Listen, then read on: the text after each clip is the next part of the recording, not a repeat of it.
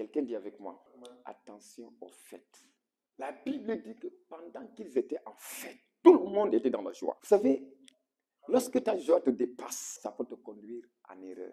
Ça peut te conduire à commettre des bêtises. Hérode était là assis sur son trône. La fille d'Hérodias s'est levée pour danser. Et quand son père Hérode l'a vu danser, le jour de son anniversaire, sa joie était grande. Sa joie est montée jusqu'ici. Et dans cette joie, il a prononcé des paroles. Fais attention des paroles que tu prononces quand tu es trop dans la joie. Aux décisions que tu prends quand ta joie te dépasse. Tu peux prendre des décisions que tu peux regretter après. Tu prends une décision pour faire plaisir aux autres. Et tu t'oublies toi-même. Tu oublies les règles. Parce que là, tu ne calcules plus les règles. Tu ne calcules plus la loi. Tu ne calcules plus ce qui est juste. Quand il voit sa fille danser, il se lève et dit, je donnerai à ma fille tout ce qu'elle me demandera. Il y a quelqu'un qui était à la fête. Et même si on ne l'a pas invité, il était là. Vous savez quoi? Lorsque vous avez des fêtes, là, même si vous n'invitez pas Satan, il vient. Il était là, le gars. Personne ne l'a invité. Mais il s'invite toujours. Quand Hérode était en joie. Vous savez que le diable peut utiliser ta joie pour te pousser à prendre des décisions. Le diable, il voit Hérode. Il le regarde. Il voit que Hérode ne peut plus se contrôler. Quel que soit le niveau de ta joie, bien aimé, laisse le Saint-Esprit te dominer. Laisse le Saint-Esprit contrôler ta joie. C'est lui qui est capable de contrôler et d'équilibrer ta joie. Et te faire prendre les décisions qu'il faut. Ou bien, s'il ne faut pas prendre une décision, il te dit stop mon fils, stop ma fille, attends que cette période passe et tu sauras prendre la bonne décision. Mais le diable a profité. Regarde ta fille en train de danser. Hérode, c'est ta fille. Devant tous les convives, devant tes amis, devant tes frères, devant tout le royaume. Hérode se lève et soulève les épaules. Je suis roi d'Israël. J'ai tout sous mon pouvoir. J'ai de l'or et de l'argent. J'ai des maisons. Demande-moi tout ce que tu voudras. Alors que Hérode disait cela, certainement il pensait que la fille va demander une maison. Hérode n'avait pas à l'esprit que le diable l'avait trompé. Satan, depuis tout ce temps-là, il cherchait toujours une occasion de mettre fin à la vie de Jean-Baptiste. Et il va passer par un jour de fête. Attention au jour de fête.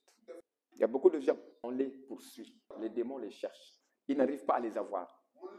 Ils attendent les jours de fête. Parce qu'ils savent que pendant les jours de fête, là, même les enfants de Dieu ne se contrôlent plus. Ils commettent des bêtises qu'ils ne devaient pas commettre. Ils font des erreurs qu'ils ne devaient pas commettre. Ils mettent le pied là où il ne fallait pas mettre le pied. Ils vont là où il ne faut pas aller. Ils font des choses qu'il ne faut pas faire. Ils disent des choses qu'il ne faut pas dire.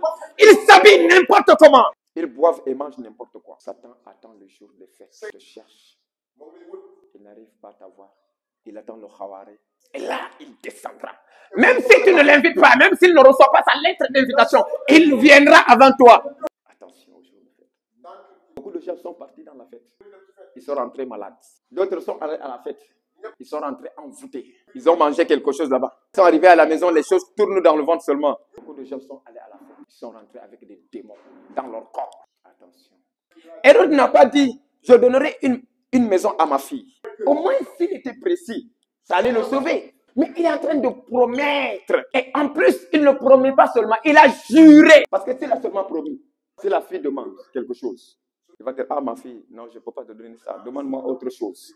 Et il a juré.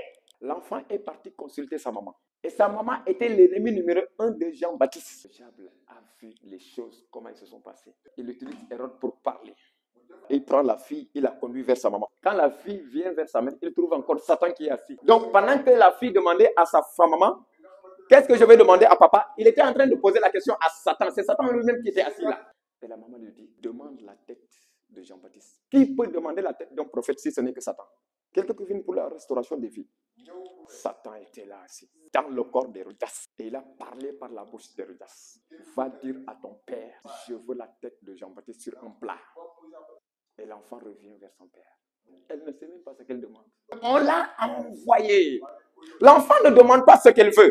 L'enfant demande ce que veut sa mère. Il y a beaucoup de gens. On les a piégés et on les a tués pendant les jours de fête. Faites attention en fait. Si vous ne faites pas attention en fait, après avoir rigolé, tellement rigolé, ça va vous conduire aussi à pleurer. Après avoir sauté et dansé, si vous ne faites pas attention, le diable va vous faire aussi pleurer.